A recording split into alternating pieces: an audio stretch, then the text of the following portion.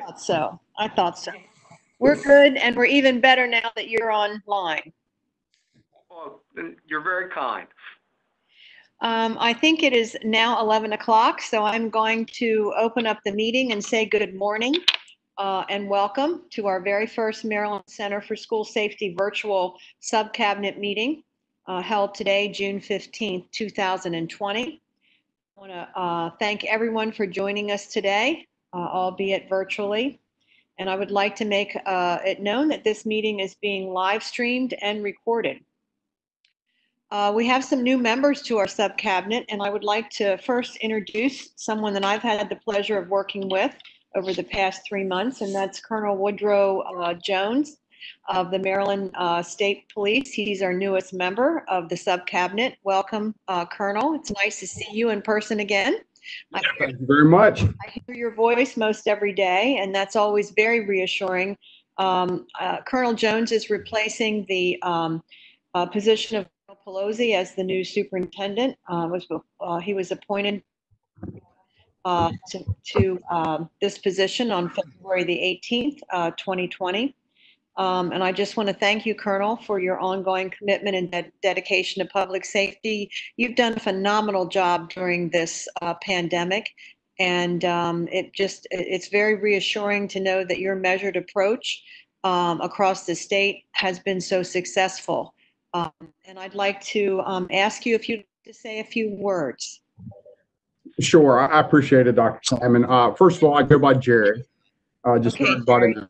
So, but no, it's an honor to be back here. And ironically, I was part of when we first stood up the Maryland Center for School Safety. It's gone through several iterations, but I was part of the original group that got this set up. So it's cool to be back in this position again, and certainly we're here to support where we can. We definitely are in trying times right now, and whatever we can do collectively to try to keep our kids safe is certainly a priority for our group. So let me know how I can help, and thank you for having me. Thank you, Colonel. Really appreciate it. In addition to Colonel Jones, we have another new member of the sub-cabinet, and that's Mr. Carl Pothier, and he is with the Office of Attorney General. And Carl, I hope I said your name correctly. If I didn't, please correct me. You provide legal counsel to the Department of Juvenile Services, and you're going to be a vital member of our sub-cabinet. Thank you for being here with us. And would you like to say a few words? No, just thank you for the introduction. I appreciate it. Yes, you did say my name correctly. I appreciate it. There's 10 different iterations I hear often, so it's to hit it spot on. So that's great. And yeah, no, I'm really happy the Attorney General designated me to participate with this. Thank you for being here. And I have the same issues with my name as well, Salomon or Salamander or whatever. But so I understand all that. It's just like the fish, is what I tell everybody. So thank you both, Colonel Jones and Mr. Pothier, for joining us. Our Maryland Center for School Safety partners and our community are all grateful for your devotion and support of school safety. So we have with us today the Secretary of the Department of Health. Good morning, Secretary Neal, officially. Also nice to hear your voice as well. I know you've been extremely busy over the last 3 months. And thank you for all that the department is doing. And we were very excited this morning to see our numbers dropping even lower and our positivity rates. And so we're just extremely excited that what we're doing in Maryland is working. So thank you for all of your efforts. Fingers crossed. Yes, me too. Also, welcome to Secretary Beatty this morning. Carol, it's good to have you on board again, and I know you've also been very busy during the pandemic. Are you doing okay? Yes. Unfortunately, for some reason, I came into the office today, which was a real mistake because my laptop at home, I can do this automatically, but I'm having so much trouble with it. But it's great to be back, and nice to see your face, Dr. Salmon, and hello, everyone, and welcome to the new members. Yes, thank you, Carol. And then we also have our Executive Director of the Interagency Commission on Public School Construction. Bob, good morning. It's nice to see you as well. I see you're there at MSDE. And yes, I am. Good morning, Dr. Salmon, members. We have a few staff that are here today, kind of getting things set up as we're beginning to work our way back, possibly out to view some of the schools. And we are been able to figure out this working virtually. It's got its restrictions, certainly, because buildings are physical things. And it is awfully hard to just have a meeting with somebody and not see the physical things. But we've made good progress during this time. And a lot of the communications, the connections between our customers and our stakeholders have actually improved by having this type of meeting. So thank you, Dr. Salmon. It's good to see you all. All right. Thank you, Bob. Good to see you as well. And we also have the staff. And Kate, do you want to just connect with our staff? I know I also have Zach Hands online, who helps me with all of this work for the school safety. Good morning, Zach. Good morning, Dr. Salmon. See everybody again. All right, Kate, do you want to just introduce your staff to the subcommittee because some of them might not know who they are? Sure, and I'll just say those that have cameras, I'll ask you to mute your camera so they can see you. So the wonderful person behind all of the technical support, both day to day and for this is Jessica McNeil. So Jessica is really the right hand of the center and provides all of us our continued support. So we appreciate having her. Also on the line, our deputy director, Dino Pignataro, is on the line. So I don't know if he was having some connection issues. There he is. Yes. Morning, Dino. Additionally, we have Gifty Porsche's on the line, and Gifty is our financial and grants administrator for the ADA. So Gifty, there you are. Morning, Gifty. And then a new introduction. Oh, I'm sorry, our council is on the line. So the council for the subcommittee. Oh, yes. Hi. And I will introduce the next person, Craig Meister. I was going to introduce him as part of the agenda, but I sent everyone his bio. He started with us about a week after the shutdown. So Craig was the first individual as part of the department's virtual onboarding, and I have to say it was very successful. Thank you, Dr. Salmon, to you and your team, because it was not something any of us were prepared for, but I think it went off with relatively minor hitches, so it was very great. Outstanding, and welcome to Craig. We're happy that he's on board. Thank you. I'm happy to be here. Great. So we do have enough members to declare a quorum. I think we're all present today. Our last meeting, as you know, was held in January, and so that meeting was recorded and is available on our website. So there are no meeting minutes to be approved at this point in time. Are there any additions to the agenda, Kate? I have not received any requests. All right, well, let's move to the executive updates. Okay, well, we've already introduced Craig, and you'll hear more from him in a little bit. I did want to provide everyone an update on some of the upcoming mandated reporting requirements that are due this. So last fall, we talked a lot about some of the reports that we're collecting throughout the school year. August 1st of this summer will be the first time we are collecting a couple of key things. One are the emergency plans for all public schools in the state. So that's about 1,428 emergency plans from the state. The school systems will submit those plans to us, and then center staff will have to review and provide comments back to the school systems on those reports. So that's going to be probably as big of an effort, if not larger, than the school officer training that we did last summer. Because the review of 1,428 individual plans by really 6 individuals within the organization is going to be tough, but we're going to get it done. The second mandate that's going to be reported also on August 1st, it's due, is what we're calling the Emergency Plan Summary Report. And so the Safe to Learn Act required that school systems report to us aggregate data about threats made to the school system, a school or a school facility, information about lockdowns, evacuations, emergency responses, incidents in which the emergency plan failed either in whole or in part during an exercise or a real world event.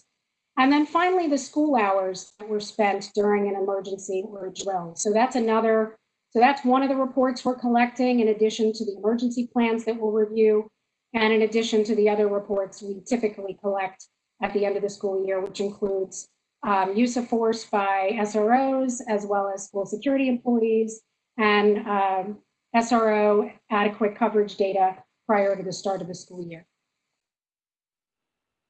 Are there any questions about any of the mandates coming up this summer? Director Gorell. Yes, on the safety plans, is there a standard template or format, or are they all different? They are all different from district or school system to school system. The one caveat I will make is typically within a school system, they follow a similar template. Thank you. Montgomery County, all of their schools typically have the same format of a plan. So it won't be as challenging as it sounds. Thank you.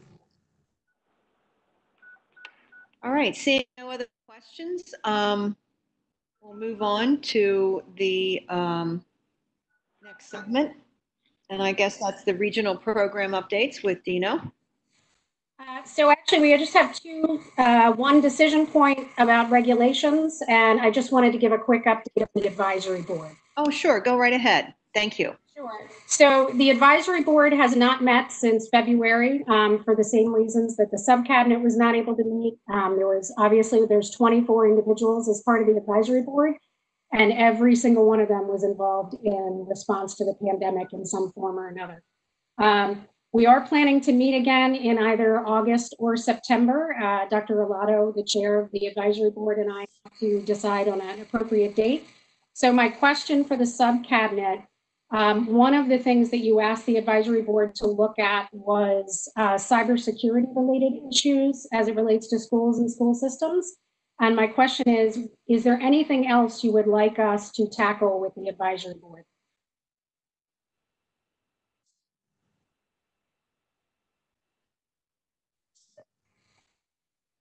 Okay, hearing none, I'll move on to regulations. So in your packet, you received 3 memos, which cover 5 different regulations, excuse me. The first memo covers 144001. So very quickly, a little bit of background. The subcabinet is a regulatory authority as defined in the Safe to Learn Act.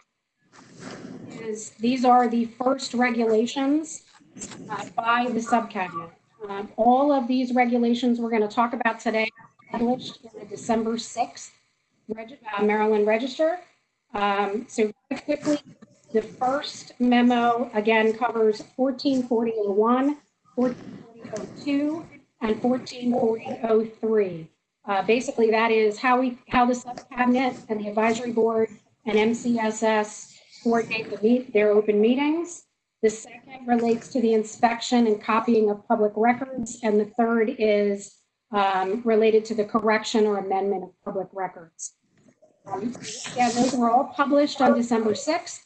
They went out for public comment. We received no comments or questions on any of those 3 administrative regulations. So we request adoption of 144001, 144002, and 144003.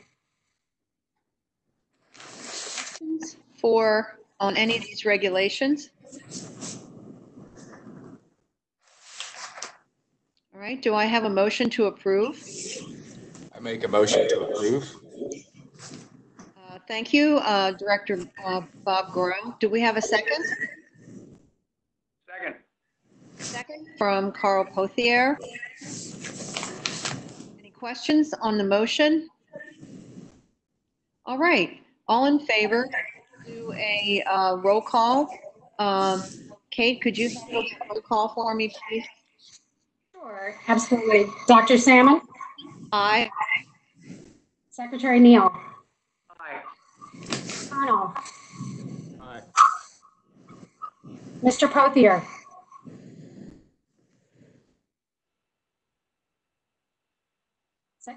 Mr. Pothier? I'm sorry. Aye. Secretary Beatty?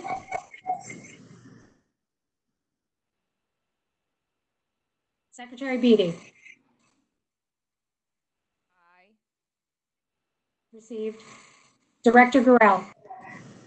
Aye. All right, thank you. That was unanimous. Thank you for that. And let's move on now to, Yes, so the second memo you have is in regard to 144005. We are intentionally skipping 04 because there are some comments in that one. So 144005, the Safe to Learn Act required school systems to report critical life-threatening incidents to the center as they occurred. What it did not do is explain or define what a critical life-threatening incident is. Nor did it provide any timelines for the school systems to make those reports. So the law requires the school system to report a critical life-threatening incident, to conduct an after-action meeting, and to produce an after-action report. Once that report is received by the center has 45 days to provide a summary as well as recommendations for school safety to the governor's office as well as the General Assembly. What this regulation does is provide some more timeline and clarity for the school system. So it defines a critical life-threatening incident. It gives the school systems 45 days from the time of the incident to hold their after-action meeting, and another 60 days from the date of the after-action meeting to produce the after-action report.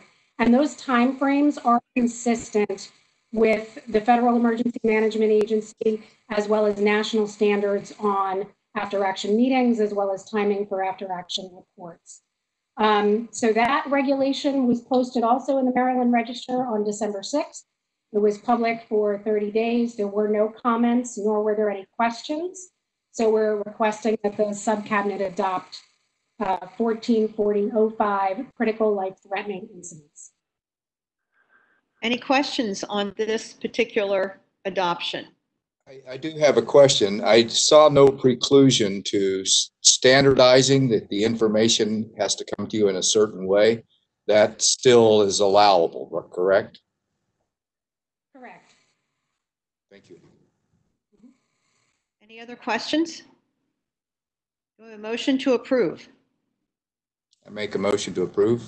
All right, Bob Corll. Correll. Second, do we have a second? Second. Second from Secretary Neal. Any questions on the motion? All right, all in favor, please, we'll do a roll call. Dr. Salmon? Aye. Secretary Neal? Aye. Secretary Beatty? Colonel Jones? Aye. Director Gurel? Aye. And Mr. Pothier? All right, unanimous. So we can move on to the next regulation. Okay, your final memo is about 144004, and that is the certification and training for school security employees and school resource officers. In addition to talking about the training requirements as well as ongoing training for security employees, it also defines what a school security employee is. So in prior, in the actual statute itself, although it talks about school security employees, the only definition it provides is that it is not a law enforcement officer, but it doesn't go into any more detail. If you recall, in March of last year, we had a discussion with the subcabinet to better define school security employees. We also had the same conversation with the advisory board, and the recommendations we brought back to the subcabinet were to include the school safety coordinator, which is the designated position within the Safe to Learn Act, as well as school security directors, and both of those positions sit at the central office level. So that regulation went to public comment also on December 6th, and we received several comments, but only from one individual, which was the Frederick County school system. And so, Dawn, I don't know if you want to go through some of the key points that Mr. Blundell. Sure, I can do that. So at the outset, I just want to state that Mr. Blundell raised several questions related to this particular regulation, but he did not challenge the definition of a school security employee, which, as drafted, states is not a school resource officer and is employed by a local school system to provide safety and security related services at a public school. So there were no comments or questions related to that. Questions related to the training required for a school safety coordinator. And so the heart of the concerns that he's raising is whether the school safety coordinators, who he asserts are not individuals who work within an individual school building but work in central administration, should have to undergo the same training as the school resource officers or the school security employees. However, the way that the definition is written of a school security employee, a school safety coordinator is in fact a school security employee, and he did not challenge that portion of the definition. I can answer specific questions if anyone has specific concerns related to Mr. Blundell's comments. Okay, questions for Dawn or about any of the comments related to this particular regulation?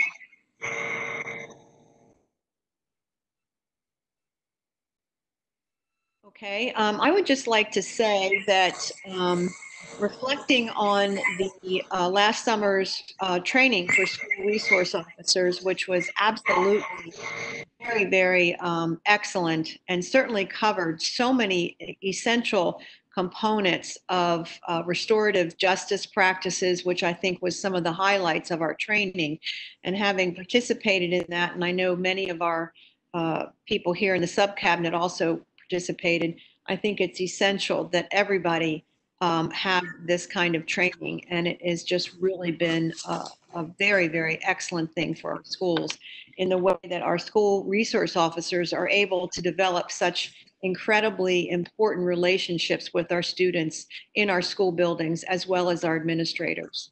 So I will take a motion to approve if anyone would so move.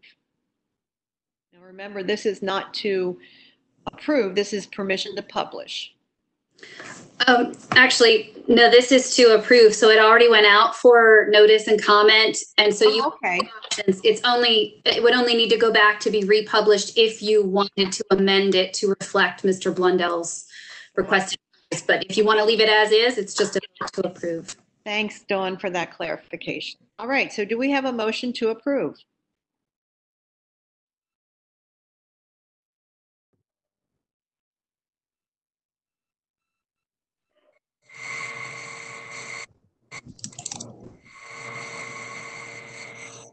I'd be happy to make a motion to approve. Bob Gorel. Thank you, Bob. Have a second. All right, Gary, second. Colonel Jones. All in favor? We'll do a roll call. Aye. Secretary Neal. Aye. Secretary Beatty. Colonel Jones. Aye. And Mr. Pothier. All right. Again, we have a unanimous approval. I'd also like to thank our AD, Dawn O'Corman, for the very explicit and clear explanations of these regulations, which are not often easy to interpret. So thank you, Dawn, for that. You're welcome. All right, we'll go ahead and move ahead on the agenda. Now, Dino, you can do your regional program updates, please.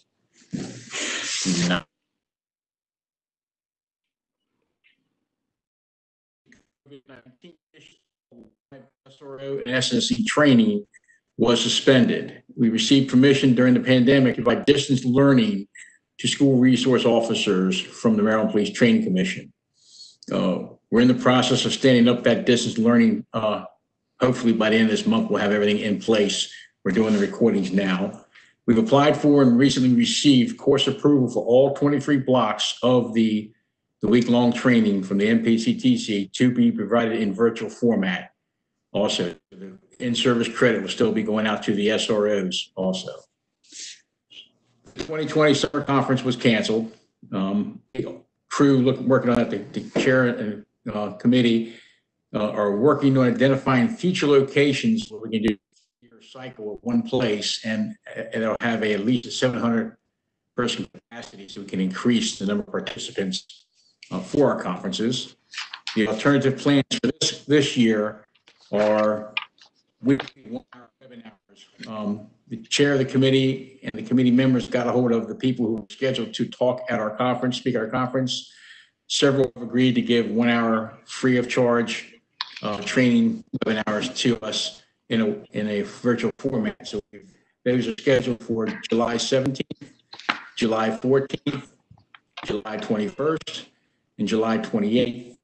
With featured speakers are Dr. Brown on behavioral threat assessments, Mr. Searcy on situational awareness for schools, Ms. Candace here for suicide prevention and mental health awareness, and we'll have a panel discussion of mental health aspect for return to school after the pandemic. And Craig is working on finalizing the presenters for that panel now. So, in addition, we're hoping to have potential speakers for 2020 down the road are Mr. Michael Dorn on school emergency planning.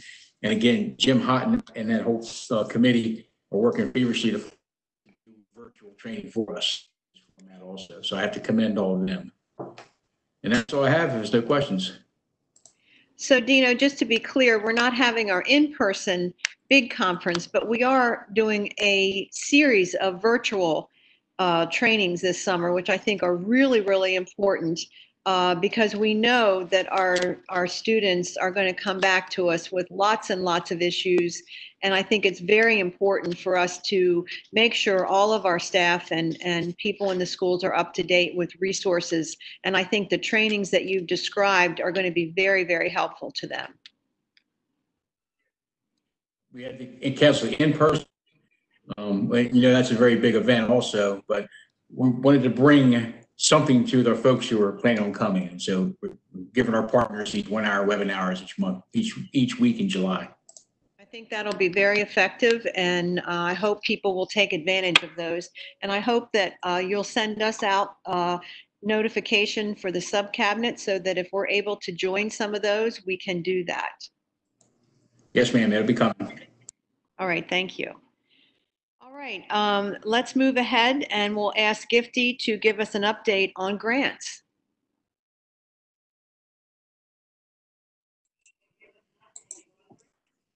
Sure.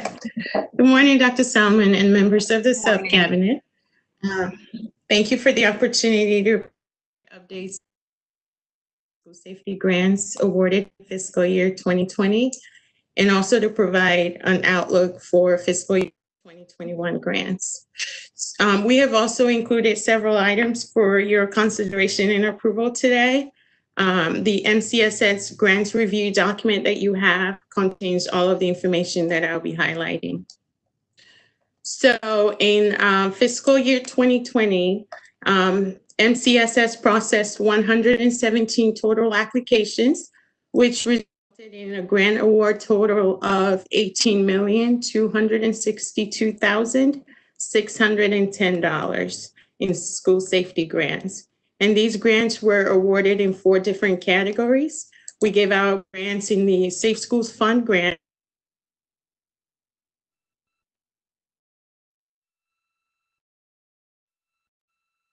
We gave out grants in the School Resource Officer grant with a grant award total of approximately $7.4 million. We gave out approximately $2 million in hate crimes grant.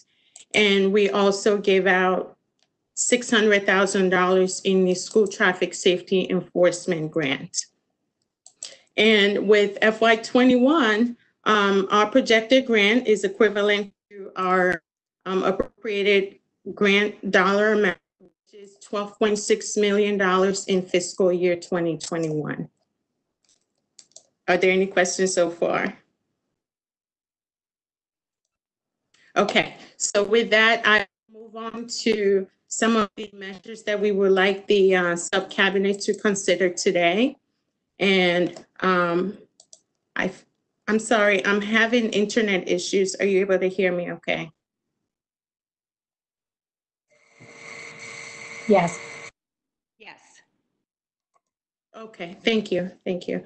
So thank you. For fiscal year 2021, we would like all of the measures that have been highlighted on the grant review document that you have. The first one is we would like the sub-cabinet to grant MCSS the authority to review and approve the fiscal year 2021 Safe Schools Fund grant. We would also like authority from the sub-cabinet for MCSS to review and approve the school resource officer grant, which has a total appropriated grant amount of $10 million. We would also like authority from the sub-cabinet to travel in the fiscal year 2021 Safe Schools Fund grant to specific DC metro area, but also to Delaware, Pennsylvania, and West Virginia. We would also like the sub-cabinet to grant MCSS approval to extend the Safe Schools Fund grant in FY21 from its current 12-month performance period to an 18-month performance period. And we would also like the sub-cabinet to grant MCSS the authority to, I believe I already mentioned this, but the school resource officer grant applications and everything else that's listed on there. So with that, I will turn it over to Director Hession to answer any questions or comments the sub-cabinet might have. Thank you. Yeah, and just to clarify, so the grant, the Safe Schools Fund grant was $10.6 million last year. 600,000 was sliced off for traffic enforcement. The 10 million went to Safe Schools Fund. This year it is 600,000. We are also recommending a even allocation for the 24 school systems in the amount of $25,000. That would be an even allocation, as well as allowing school systems to submit school safety projects that may tie to support COVID response in their school systems. One clarification that I'd like to make, and that is I believe that we need to restrict all travel, not just to certain states that are listed, because that is really the directive for the state. So I would like to make that amendment to this list that we restrict all travel at this point in time until that restriction is lifted by the governor. Understood. So no in-state travel either, correct? I think it's, I will have to deflect back to Zach. I don't know if it's in-state. I think it's out of state. Zach, can you clarify?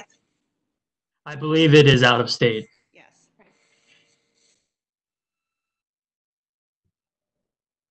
I will concur with that recommendation. Thank you, Colonel. Are there any questions about any of the other approval items that gives the sub-cabinet some leeway to get some of these things done when they come in and not wait for us to meet to review every particular small grant that comes in? And that's really what these are allowing them to do. Bob? Yes, Madam Chair, I have some questions. Starting on that first one, allow MCSS to include school safety projects that tie directly to COVID. What type of projects do you envision? Well, we can envision everything from updates and revisions to their emergency plans related to the pandemic. There's going to be a lot of lessons learned coming out of this event. It could be for equipment, if there's specific equipment that a school or school system may need, whether it's equipment to check temperatures. I don't know if we're talking about PPE, because I think that there is a mechanism in the state for them to obtain that. But pretty much, I would be open to reviewing any ideas that they have that would support school safety related to COVID. Would it include physical modifications to the schools? So I still believe, and Dr. Salmon can jump in here, I believe that those are, any physical modifications really should fall under the IAC grant available out there, but certainly for potentially temporary barriers or things like that, portable barriers of some sort. All right, thank you. And then on this, the next question is on the 600,000 equally divided. That's for traffic control. No, so we would not have a traffic enforcement grant this year. That the $600,000 would be split equally, and the projects would be the same as last year, Safe Schools Fund related projects. So again, not construction related, but school safety related. There's like 10 categories of the Safe Schools Fund. It includes training. It includes some minor equipment.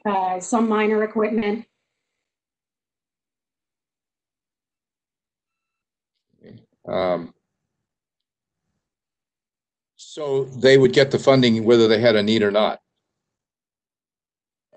No, they still have to submit an application, just like they have in the past. Okay, this would just be the first 25,000 towards the list of items that they might have on their application. Well, my assumption is they'll submit an application for the amount of $25,000. Okay, but it would have to be not just 25,000. There would be a list of items, and they would add up to 25,000.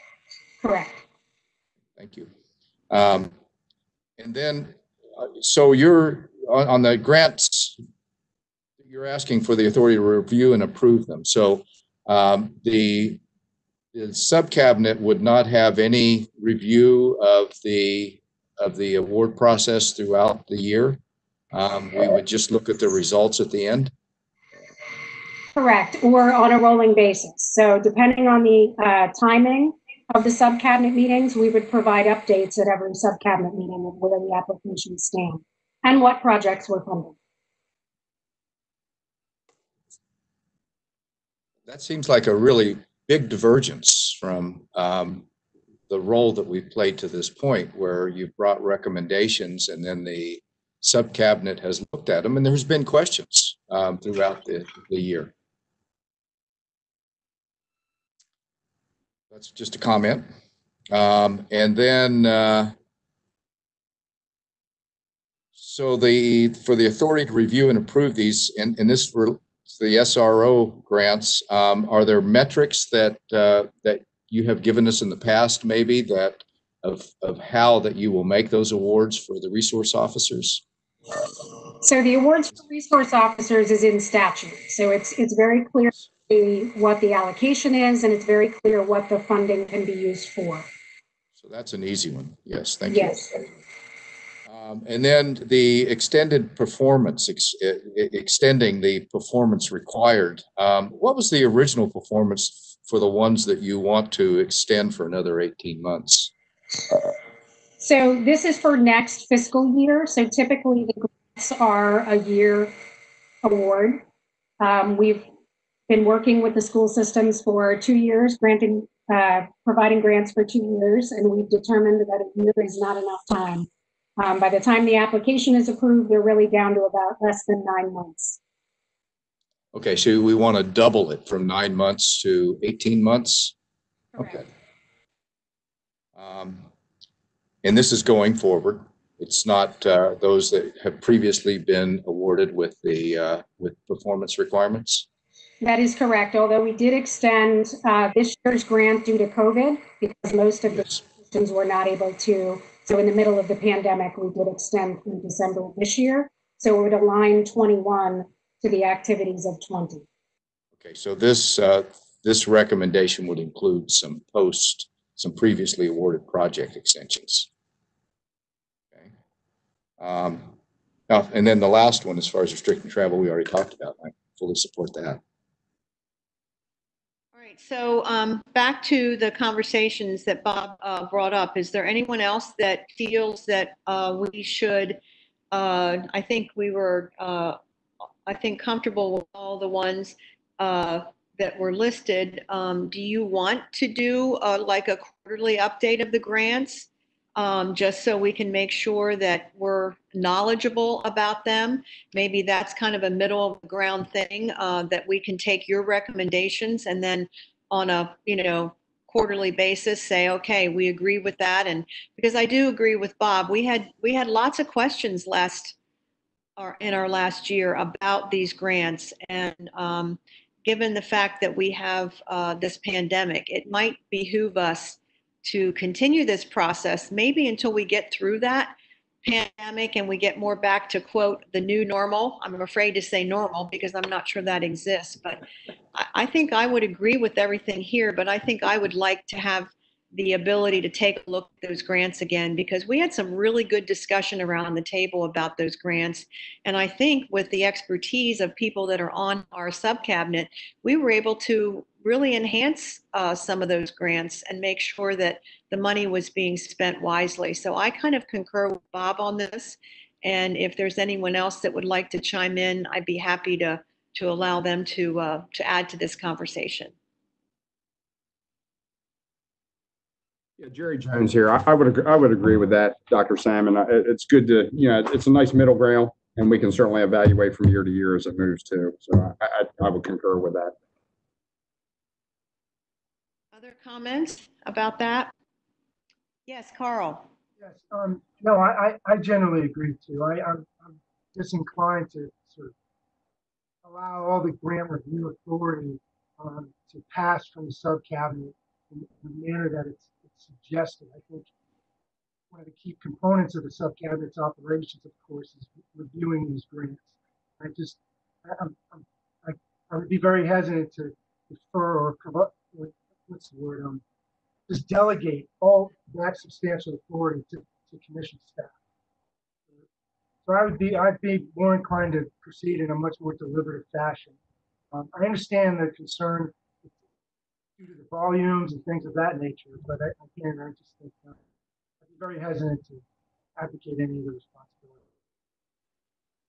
Okay, so Kate, can you then take that feedback and can we then modify what you're asking for? I mean, I think it's fine to do certainly the travel restrictions make sense, and certainly the extension of the grants makes sense, the grant period.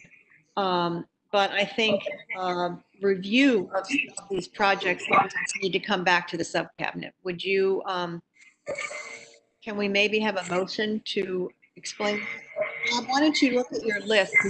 You are good at, you ticked us through that. Can you come up with a motion, Bob, of how we can move this forward? I think you're still muted. Oh, I am. Yeah. Oh, there you go. Thank you. Very good. I think that we could just remove the those waivers of cabinet approval. In other words, that would be bullet number 3. I think if we just struck that, and bullet number, well, I don't know that I didn't hear any comment on bullet number 2. I had similar concerns on that, but if 25,000 is something that seems reasonable to the members, I would not protest. But I think that if we simply on bullet number 3, if it was removed, I think all the rest are fine. With a modification to number the last one about travel. So no out-of-state travel. Thank you.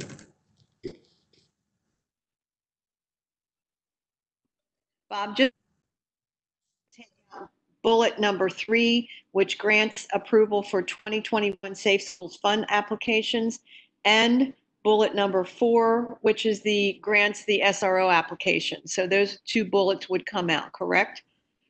I understood the SRO grant applications are driven by statutes, so that they're a procedure that we must follow. Is that not correct, Kate? That is correct. And In which case, in my opinion, we wouldn't need as a sub-cabinet to review it because it's simply following the prescribed statutory language. I think it would be good to have a report on it, though. yes, Thank you. I don't want to take that out because I do think it's an integral part of our work has been around that issue. I think if you take those 2 bullets out, I'd be more comfortable in entertaining a motion for the other 4 bullets with the change of out-of-state travel to be not restricted by certain counties, certain states, but that all out-of-state travel is now restricted. Thank you, Dr. Salmon. I would support that motion. I will make that motion. Thank you. All right, we have a motion. We will approve the 4 bullets with the exception of bullet 3 and 4, and we will change the last bullet to restrict out-of-state travel total. Do we have a second to that? I'll second. All right, Secretary Beatty has seconded Bob Gorel's motion. Any questions on the motion? All right, Kay, could you do a roll call?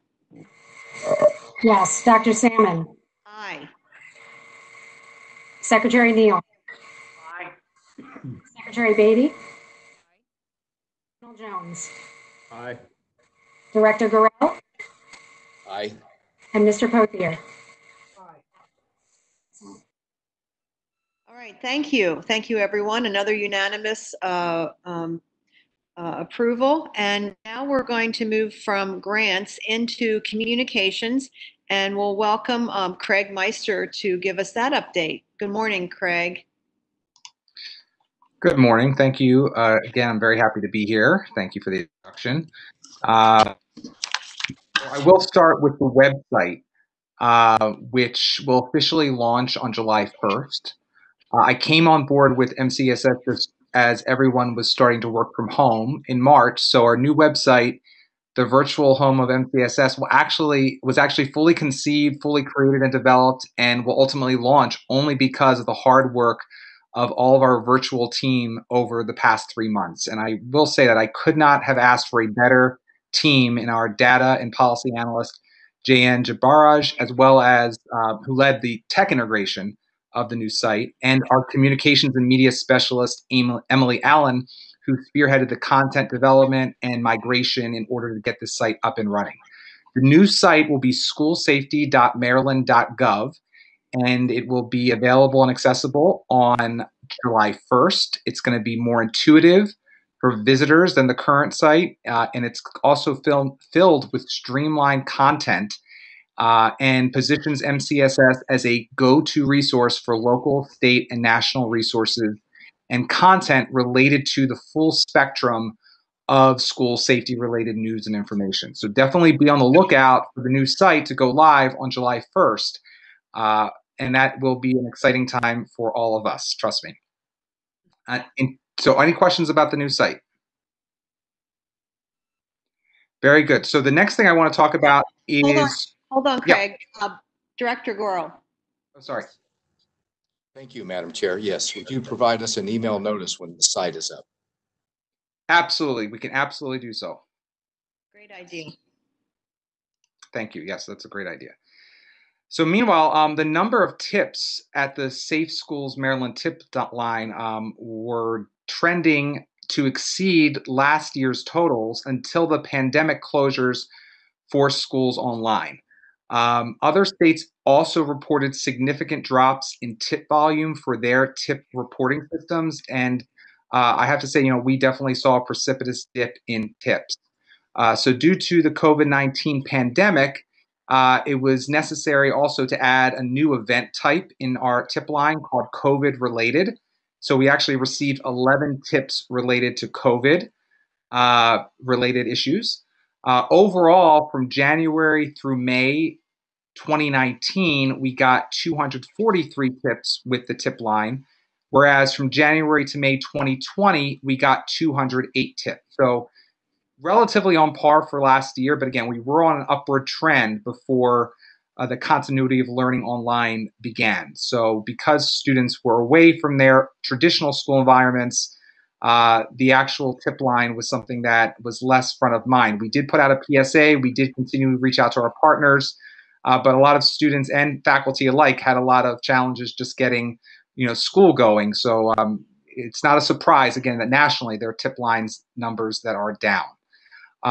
In terms of outreach, we have been registering new private schools on the tip line and also training these new contacts. And moving forward, we have a streamlined process for training so that all schools, when they start on, or if they want professional development and reminders on how to use the tip line system, will be able to take part in 2 standing dates per month with Sandy Caldwell, who is our queen of the tip line internally at MCSS. All right, so moving on to the student focus group, certificates of appointment went out to members of the 2020-2021 MCSS student focus group, which is made up of high school students who are eager to contribute to MCSS's mission and spread the word about our myriad services, including the tip line within their school and local communities. Already 2 members of the student focus group took part in an Instagram Live last week, which discussed issues of high school stress and the various benefits of engaging with our anonymous tip line when and as appropriate, 24/7, 365 days a year.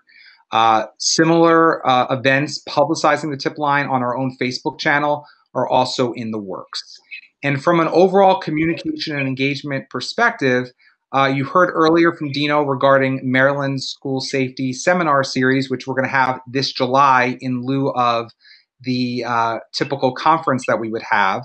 I've had the opportunity to compose the panel for the 4th webinar on July 28th.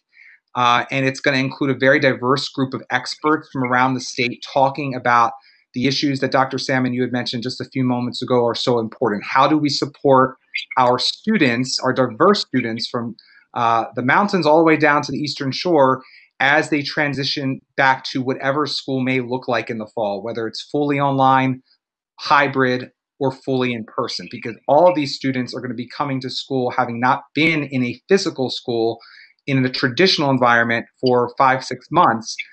So how can we support students holistically? And we're going to have experts talk about everything from their perspectives on how to support students vis-a-vis restorative justice, vis-a-vis trauma-informed care, vis-a-vis school safety, and other perspectives. So that should be a really exciting panel. That's the 4th and final of our webinars that will happen on July 28th. One of my major goals has been ensuring more geographic and cultural diversity in the communication and engagement content we put out both on the new site and through other channels such as social media. And I'm really happy again that the panel is going to reflect all regions of the state, gender diversity, racial diversity, and also viewpoint and perspective diversity. So it's going to be a really very thoughtful conversation. And again, I really can't promote it enough. So unless you have any other questions, I can't thank you enough for your time, and I hope you all have a really great start to your summer. Thank you, Craig. Questions for Craig on any of his communication information, which does sound very exciting. All right, seeing none, thank you very much, Craig. And are there any other items to bring up today? I think we've reached the end of our agenda. Those are the updates from us. Thank you, Kate. I think we have, we can probably go to quarterly meetings right now as we move forward. I think we pretty much are just going to be looking at grants going forward as for today's meeting suggestions. And so we have an annual plan coming up that we have to discuss. And so I'm going to say that we should probably get our next meeting in August, if that's okay with everybody. Then our meetings will be held August, November, February, and May. And we'll look at some available dates and try to get those out to you as soon as possible, because I know everyone's calendar starts to fill up very quickly. But I'm thinking it'll probably be nearer the end of August when we meet. And so if there's anything else for the good of the order, I'd be happy to entertain it. Any other comments? Hearing none, I will accept a motion to adjourn.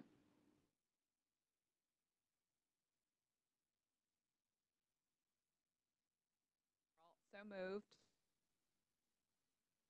Thank you, Secretary. Do we have a second?